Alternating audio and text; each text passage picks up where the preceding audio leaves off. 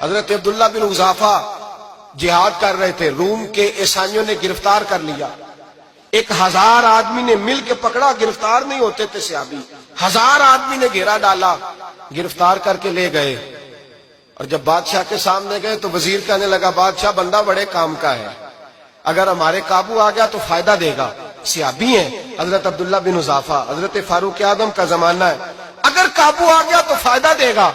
بادشاہ کہنے لگا کیوں، کیا خوبی ہے؟ کہنے لگے ہم 1000 آدمی تھے، یہ اکیلا قابو نہیں آ رہا تھا، 1000 آدمی تھے، اگر ہماری فوج میں شامل ہو گیا تو بہت بڑا جرنیل ملے گا۔ بادشاہ کہنے لگا کوئی مسئلہ نہیں، 2-3 چیزیں ہوتی ہیں بندے کو خریدنے کے لیے، خرید لیتے ہیں۔ بادشاہ کہنے لگا عبداللہ جتنی دولت تجھے چاہیے میں تجھے دے دیتا ہوں، میرے لشکر میں آ جا، معاذ اللہ اسلام چھوڑ دے۔ حضرت عبداللہ بن حذافہ کیا فرماتے ہیں؟ فرماتے ہیں بڑا تو بیوقوف ہے، میں نے دولت کمانی ہوتی تو مدینے میں بیٹھ کے تجارت کرتا، میں دولت کمانے نہیں نکلا، میں تو رسول اللہ کی رضا کمانے کے لیے نکلا ہوا ہوں۔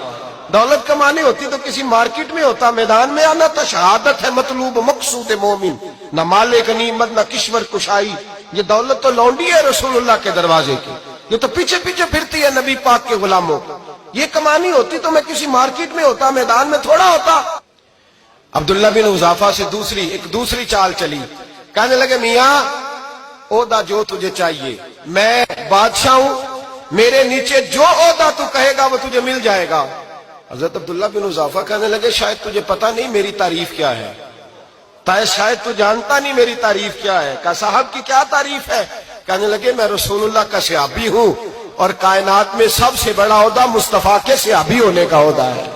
صحابہ وہ صحابہ تھے جن کی ہر صبح عید ہوتی تھی، خدا کا قرب حاصل تھا، نبی کی دید ہوتی تھی۔ فرمایا میں نے حضور کے جلوے دیکھے ہوئے ہیں، مجھے عہدے کی ضرورت ہی نہیں، اور میں نے عہدہ لینا ہوتا تو میں سیاست کرتا، میں تو شہادت لینے نکلا ہوں میدان میں، عہدے کا میں نے کیا کرنا ہے؟ اب بادشاہ کہنے لگا اسے قتل کر دو۔ وزیر کہنے لگا نہیں، ایک بات اور ہے، مجھے ایک چال اور چلنے دو۔ کہا وہ کیا؟ کہنے لگے میری بیٹی بڑی خوبصورت ہے، مجھے موقع دو اپنی ہی بیٹی کو سجا بنا کے، وہ جوان جس کی جوانی اتنی بڑی ہے کہ 1000 آدمی مقابلے میں کھڑا نہیں ہوتا، اس جوان کے کمرے میں رات کی تنہائی میں بنا سوار کے بی بی کو بھیجا۔ وہ بی بی کہتی ہے میں ساری رات بن سور کے اس صحابی کے کمرے میں بیٹھی رہی، لیکن یہ کیا شخص تھا، ساری رات ہی مسلح پہ بیٹھا رہا، ساری رات ہی، کچھ دیر تھک جاتا تو یہ کریم رسول پہ درود پڑھنا شروع کر دیتا۔ بی بی کہتی ہے سحری ہو گئی تو میں نے چھو کے دیکھا کہ انسان ہے کہ جن ہے، یہ بندہ ہے کہ فرشتہ ہے، چھو کے دیکھا۔ کہنے لگے پیچھے ہٹ جا۔ میں نے کہا میں نے تو سنا تھا تو 1000 کے مقابلے میں ہے، اور تو اتنا بے حس ہے کہ بنی سوری دلہن بیٹھی ہے، تو نے نظر نہیں کی؟ عبداللہ بن حذافہ، بی بی کہتی ہے نظر پھر نہیں اٹھائی، نظر پھر جھکی ہوئی ہے۔ کہنے لگے بی بی میں مجبور ہوں، اب میرے اوپر کوئی حسن نہیں چلتا، میں نے جلوہ بدوحا کا دیدار کیا ہوا ہے، اب میری نگاہوں میں جچتا نہیں کوئی، اس لیے کہ جیسے میرے سرکار ہے ایسا نہیں کوئی۔ کبھی بھی اب نہیں کسی کا میرے اوپر جادو چلتا، میں نے مصطفیٰ کو، اور کہا ذرا پیچھے ہٹ کے بیٹھ، مجھے میرے رسول نے غیر محرم سے بچنے کا حکم دیا ہے، ذرا پیچھے ہٹ کے بیٹھ۔ سحری کا وقت تھا، وہ بی بی کہتی ہے اس نوجوان کے جملے میرا سینہ چیر گئے، کلیجہ پھٹ گیا، چیخ نکلی، میں کفر کے عالم میں روئی۔ میں نے کہا مجھے بتا تو صحیح، آخر یہ جذبہ کہاں سے ملتا ہے، آخر یہ روشنی تو میں نے دیکھی نہیں، کہاں سے آتی ہے؟ ایک میرا باپ ہے جو بنا سور کے مجھے تیرے کمرے میں چھوڑ گیا، بتلا یہ کہاں سے کیف آتے ہیں؟ عبداللہ بن حذافہ کہنے لگے اگر کیف لینا ہے تو بھی میرے مصطفیٰ کا کلمہ پڑھ جا، آجا دروازہ رسول پہ جھک جا، مل جائے گا۔ سویرے دروازے پہ باپ آیا بیٹی سے رزلٹ لینے، دروازہ کھولا تو بیٹی نقاب پہنے باہر آئی۔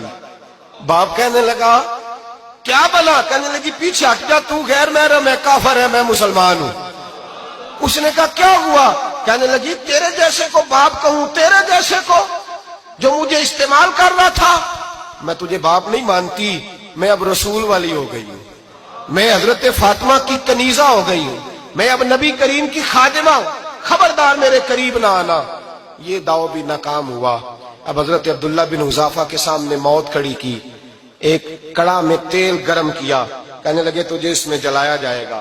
حضرت عبداللہ بن حذافہ رضی اللہ تعالیٰ عنہ جب جلنے کے قریب ہوئے تو رونے لگے۔